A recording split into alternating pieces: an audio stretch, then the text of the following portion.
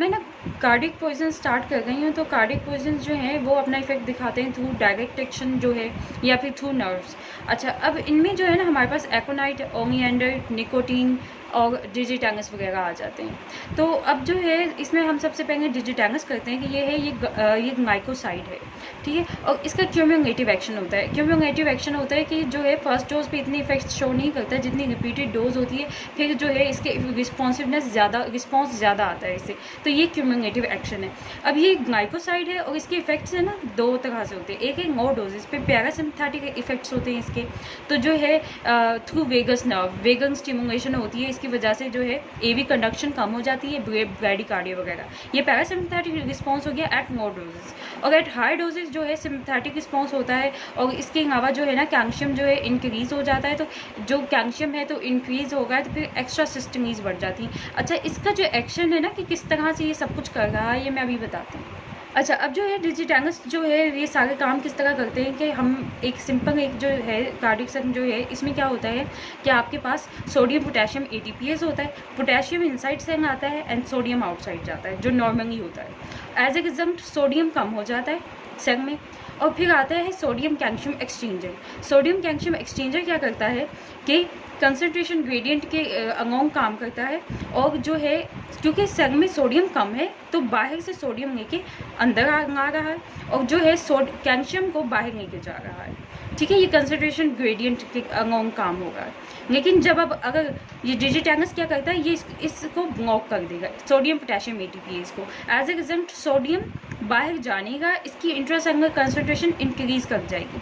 अब ये इंक्रीज़ कर जाएगी तो ये पंप नहीं काम करेगा, और जब ये पंप नहीं काम करेगा तो कैल्शियम जो है इंट्रासेलुलर में इंक्रीज़ हो जाएगा, जिसकी वजह से जो है कंट्रैक्शन वगैरह होगी और जो है हार्ट का जो फंक्शन है वो ज़्यादा बेहतर होगा। तो इस तरह से ये इसका इफेक्ट होता है। तो अब जो लो डोजेज है उस पर पैरासिम्पथेटिक इफेक्ट है इसका कि वेगन स्टिमुलेशन के थ्रू और ब्रैडीकार्डिया का। हाई डोजेज पे क्या है कि सिम्पथेटिक इफेक्ट है, कैल्शियम की एक्यूमुलेशन ज़्यादा हुई पड़ी है तो कंट्रैक्शंस कर रहा है, एक्स्ट्रा सिस्टमीज कर रहा है, एक्स्ट्रा सिस्टमीज कर रहा है एंड फिब्रिलेशन वगैरह कर रहा है। तो ये इसके इफेक्ट्स हैं। अब जो साइंस एंड सिम्टम्स है ना, अब जेनरल जो है वो देखिए जो पैरासिम्पथेटिक के जनरल साइंस एंड सिम्टम्स है वो होंगे। जैसे है ये हमारे पास जो है GI मोटिलिटी ज़्यादा करती है पैरासिम्पथेटिक सिस्टम, तो उसकी वजह से नोजिया, वॉमिटिंग, डायरिया वगैरह। तो ये सारा जनरल ये फीचर्स है, डिप्रेशन, नोजिया, वॉमिटिंग, डायरिया, ठीक है, पैरासिम्पथेटिक का। अब ऑन हार्ट क्या होता है कि ये पैरासिम्पथेटिक इफेक्ट है इसका कि ब्रैडीकार्डिया होगा, ठीक है, ब्रैडीकार्डिया होगा, हार्ट ब्लॉक होगा है। और ये जो है ये एक्स्ट्रा सिस्टमीज एंड फिब्रिलेशन है, ये सिम्पथेटिक इफेक्ट है।